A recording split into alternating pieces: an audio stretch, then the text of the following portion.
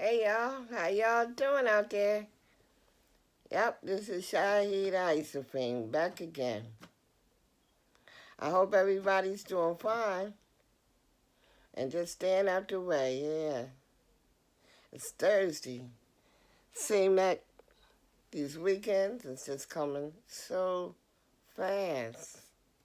The time is really flying. October 1st already. Yeah, but I'm not gonna be on here long today. But I was on Facebook. I ran across this post, and it's an old school question. How many of us remember, or if any of you ever used to hang your clothes on the oven to dry? You know how you open the oven door and you put it across the door, the open door, and let it close dry. When you wanted to wear them right away, either you had to or you just needed to wear them, so you left out of the house with them a little damp. I remember it happened to me sometimes when I was on my way to work or to school. Yeah, I remember those days. You remember ironing them dry when they weren't all the way dry? You didn't have a washer and dryer, and you waited too long to wash your clothes by hand, and then they went dry by the time you needed them. So you just dried them, ironed them dry, and depending on how wet or damp they were, you would take a towel and put it across the clothes, and you would dry it from there. Or even how you would put your clothes, depending on what they were, in a towel and wring them dry, especially those underclothes. Y'all remember them socks? Left the house with the clothes damp. Or drying them on the back of the chair. How many of y'all ever did that? Put them on the back of the chair and the seat of the chair. Anything it took just to get the clothes dry. Now, I hung them on a tree. That was one of the comments. I don't ever remember hanging my clothes on a tree. Now, they have put up a rope. Maybe that was two trees that was close to stretch out a line that we called them in the clothespins and hang them out. But it was nothing like smelling nice, fresh sheets. And then when you put them on your bed, they're so nice and fresh. Sometimes we would sprinkle a little powder on the sheets, just a little, give it a nice smell. Yeah, those are and then sometimes you dry the clothes on the heaters, on the vents, wherever it took to get them clothes dry. We would do it. So that was just some of the ways that we had to survive.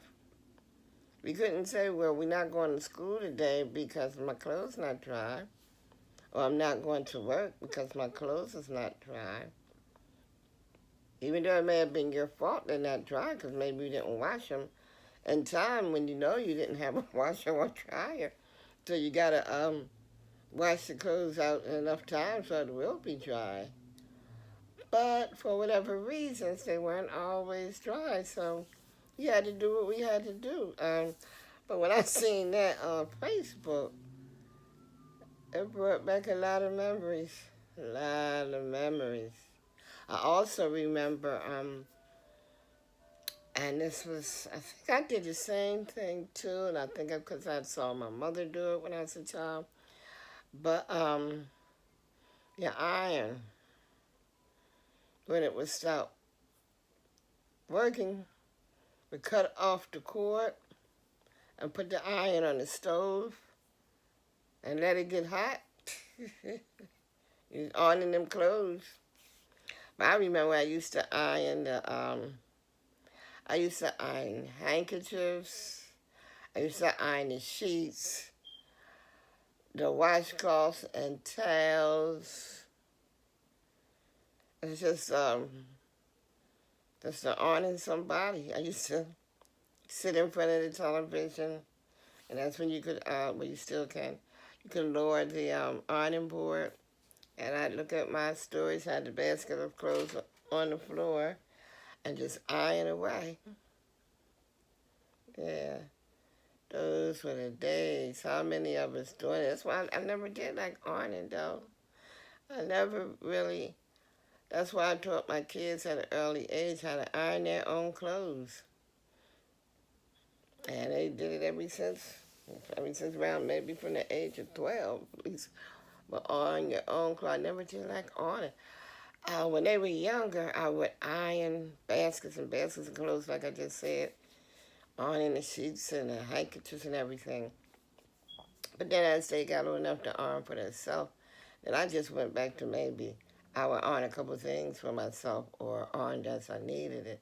But I just never liked ironing. But I did it because I had to iron the curtains, all that. But at least we knew how to survive back then. We didn't let nothing stop us or hold us up.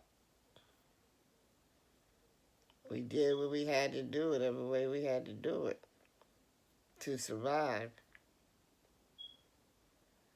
Yes.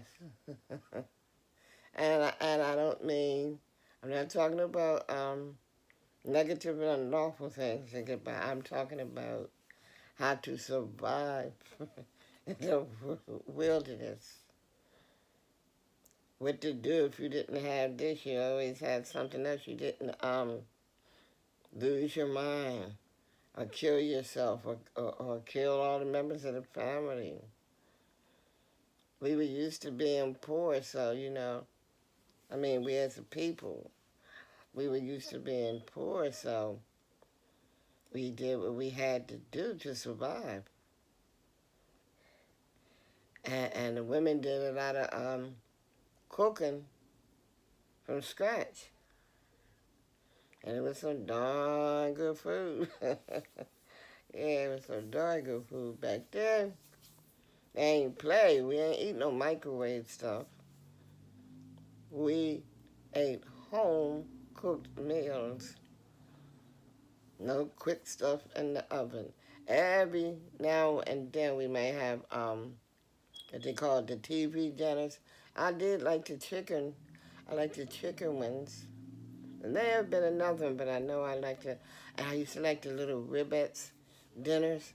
But what I'm saying was, that was like only every now and then thing, but basically we always ate home cooked meals. Nothing like it, y'all.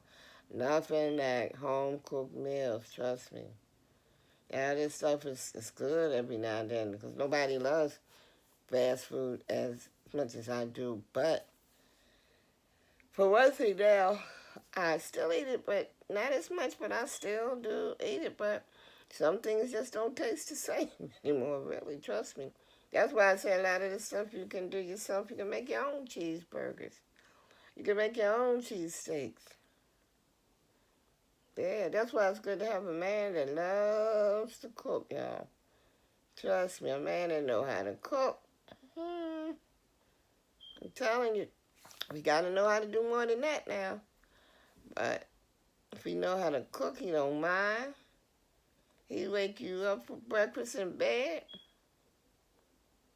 Yeah, ain't nothing wrong with that. But I just wanted to come on because I wanted to talk about that. Because it just brought back so many memories from back in the day. Because you either learned how to swim or sink. And trust me, we weren't ready to sink. But yeah, that's the way we did. Because sometimes we had a washer jar, sometimes we didn't. But if we didn't, we didn't walk around with dirty clothes. our mom would get in that bathtub. Not she wouldn't get in the bathtub, but she would get in that bathroom and have the washboard, fill that tub with hot water, soapy water, and just wash them clothes on that washboard. It's up and down, scratch, scratch, up and down, up and down. And then at one point, when I got on my own for a little while, I did it. That's probably why my hands are ugly now, hey. But anyway, I did the same thing with those are memories. And they're really good memories. It was a struggle. But a lot of times, I don't think we even seen it as a struggle. For us, I guess we seen it as a way of life, and at the same time, just trying to do better. You don't stay in one slump. You do better and you do better. Yeah. But those were when I was a little child. I remember we used to, when we went to school, and I'm short, that snow, and we didn't have the luxury of the school bus. We walked. We walked in the blizzards with our face turned to the side or our heads down and covered up. Because the wind was just whipping us, and a short so the wind was just pushing, would be pushing, and you're trying to walk through all the snow. That's halfway. These kids today got it made in shade. They don't even know it. They do have it made. They have the luxuries of the school buses. And some of them even have the luxury of a car. Some even have motorcycles, whatever, to get to school. So, but I remember we walked. I'd never been on a school bus. I always had to walk to school. But then we walked with our friends, and there'd never be no trouble. We were just happy kids on our way to school and back. Every now and then there might be a little spatter too between a couple of kids, and then sometimes they'd make up. They would make up and become friends. I've never had a fight with a young child coming up or a teenager, or even as a woman. I've never had to fight with a female.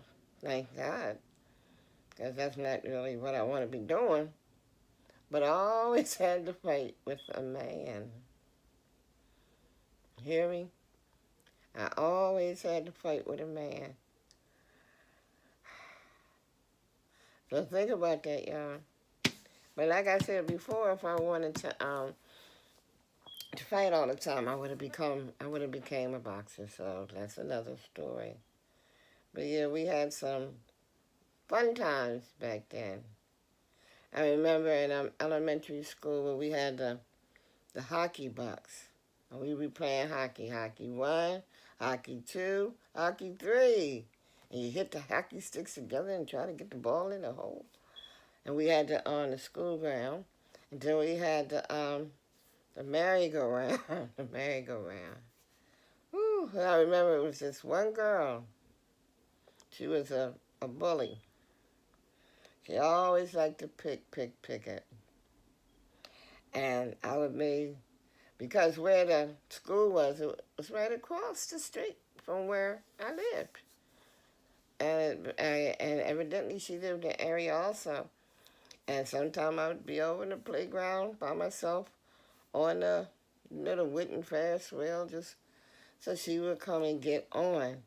Well, instead of getting on, she would just start turning it fast. So I couldn't get off. Every time I seen that girl, I would try to go the other way because she was a bully.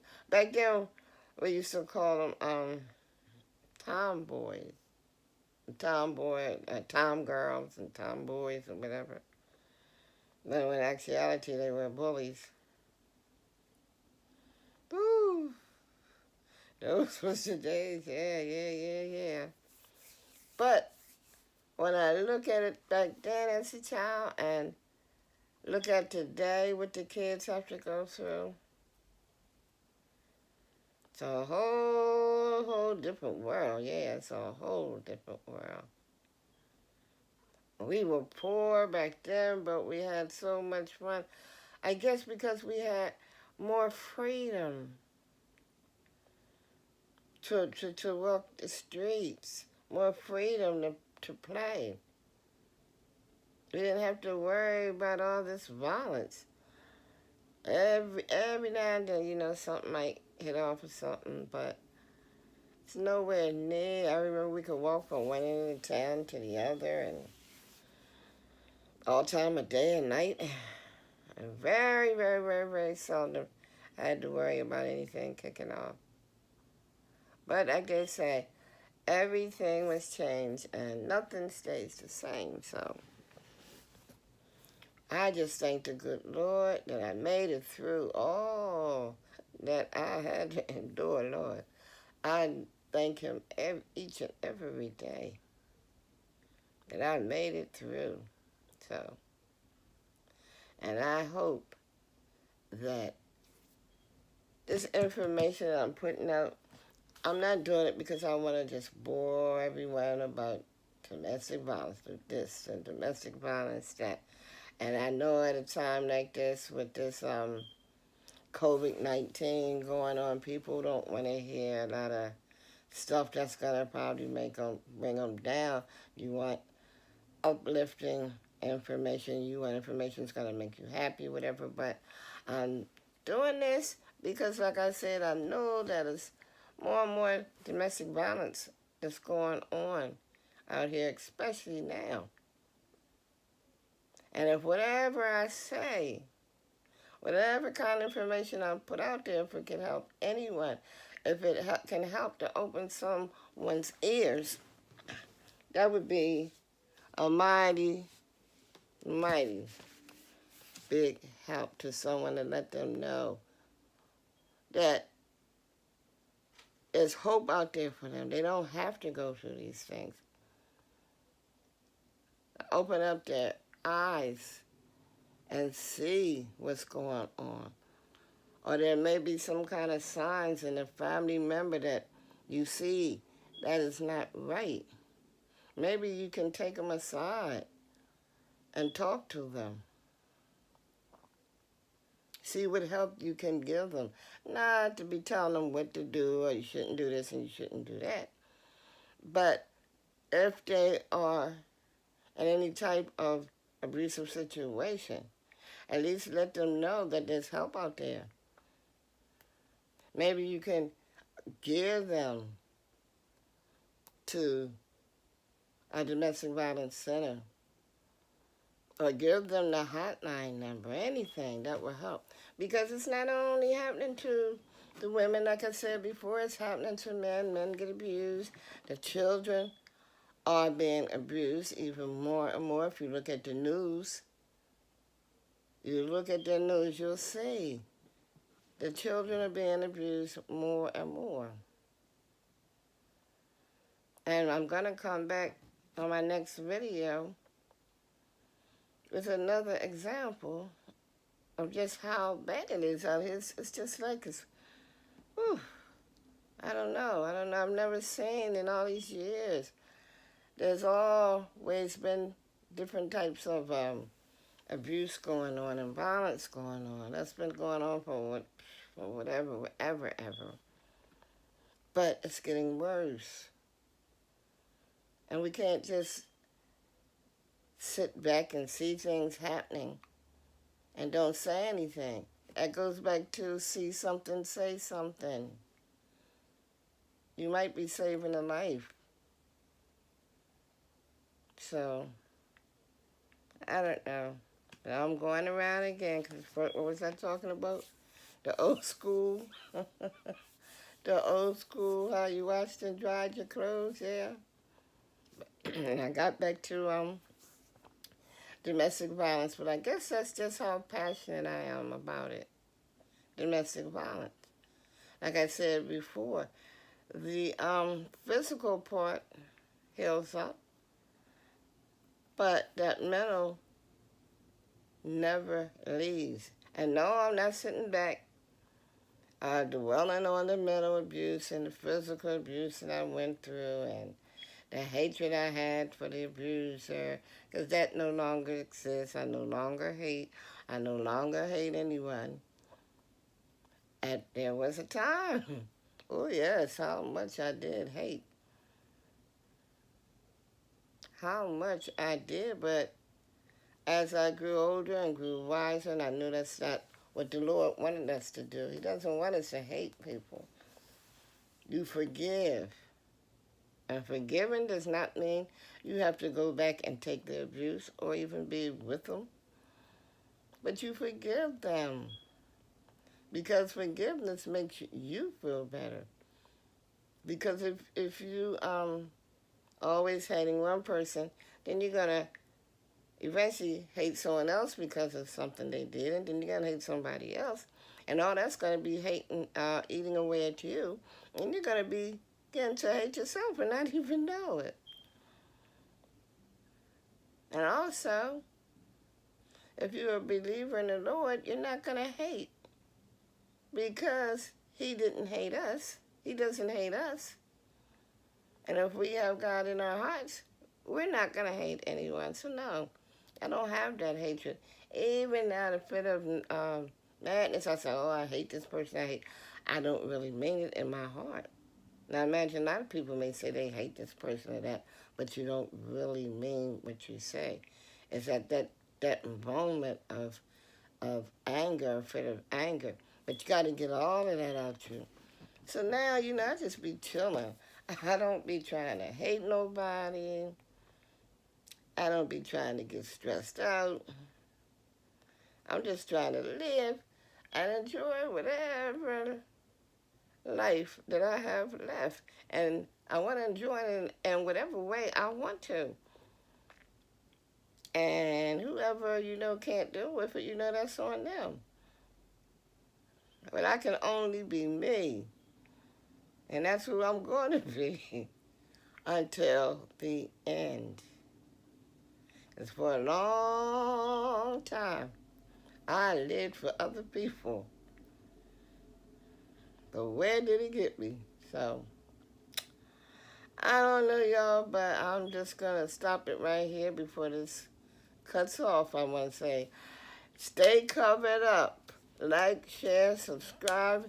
Hit that bell so you'll be notified of another video. I just want to get all that out before this phone rings on my phone and I don't know how to stop it so I can get back to where I stopped. So right now I'm going to leave it and I'm going to come back with another video. And I hope in the future that somebody hears what I'm saying, so that you may be able to help yourself or help someone else. So, this morning, I woke up, my television, this morning, the first thing I heard was the word was domestic violence. Then I heard the word coronavirus. Come on. How much of this do we have to go through?